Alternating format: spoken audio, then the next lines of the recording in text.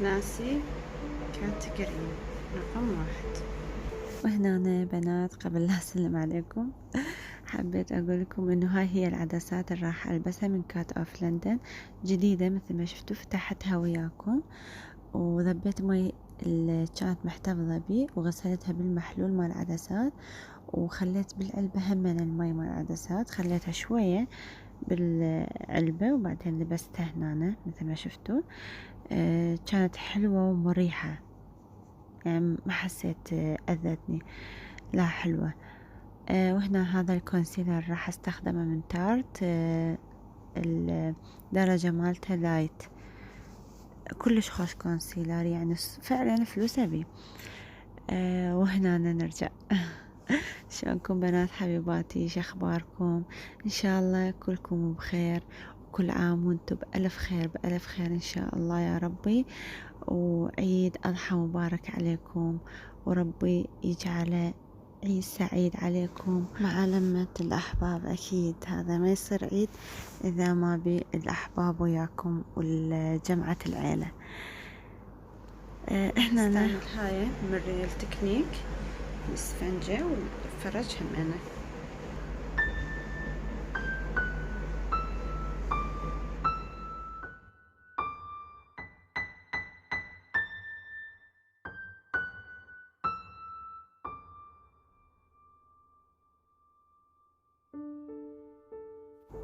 بنات بما ندمج وتشوفون الدمج، حبيت انه انوه على شغلة، انه اني الكاميرا اللي دا استعملها هو نوت 9، فالكاميرا مالته والوضوح كلش دقيقة ومقربة الكاميرا على أقرب شي، يعني أقرب زوم موجود بالكاميرا أنا مقربته، فيعني مبين كل شي كل شي كل شي، كل مسامة، كل شعرة فإنه حبيت إنه أقول لكم.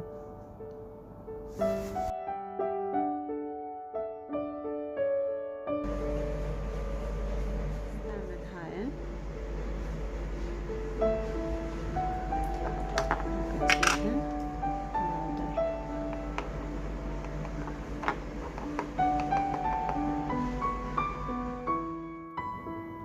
وهنا أنا راح أكثر اللوس باودر بالفرشة مثل ما شفتوا، خليت كمية كلش هواي حتى أي شي يوقع من الظلال ليلك عليه الجو. مجرد راح بعدين أمسحه بالفرشة، ما يبقى لي أي ظلال أو يلكع. هنا أنا بنات راح أستعمل هذه المسكارة مال حواجب، هيك لونها، وأدمجها ويا الظلال. الظلال هذا نفسه كل مرة استعمله، مجرد املي الفراغات. هنا انا خبطتهن ودمجتهن سوية ومليت بفراغات مال حاجب، بس ما ادري طاف الموبايل فما اصور شلون املي الفراغات. هي ما بيها شي يعني، او ما بيها صعوبة، مجرد املي الفراغات الموجودة بالحاجب.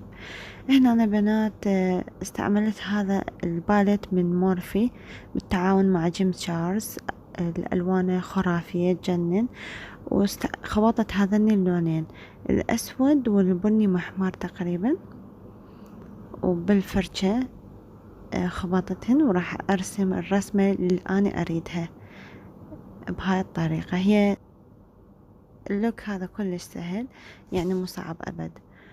وراح أخلي عليهن هذا القلم الكحل، سريع يعني بسرعة يندمج، مو وتر بروف او مو ثابت، مجرد اسوي له بالفرشة هيك راح رأسا يندمج كأنه ظلال.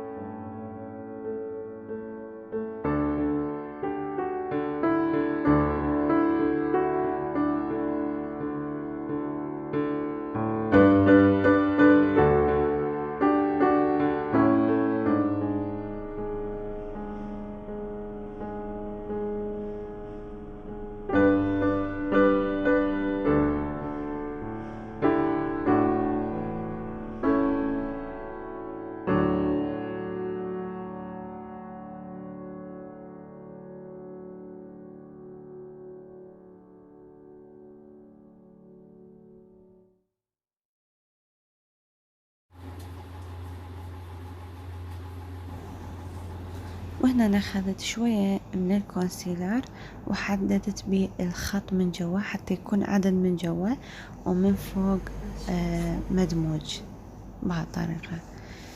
وراح استعمل هذا اللون، هذا الأخضر، وراح أترككم ويا الخطوات كلها واضحة ومبينة، ما يحتاج بعد أحكي. واستمتعوا بالمكياج والموسيقى اللي هي غذاء للعقل.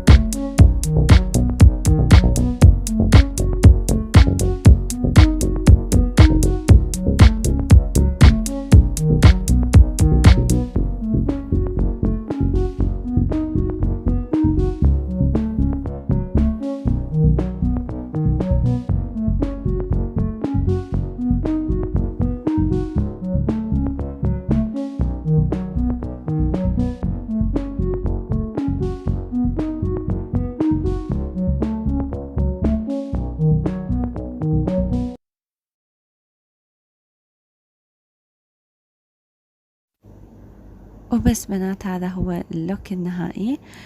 بس لبست الرموش، وهذا هو. أتمنى ربي يعجبكم ونال رضاكم واستفاديتوا من شرح الخطوات.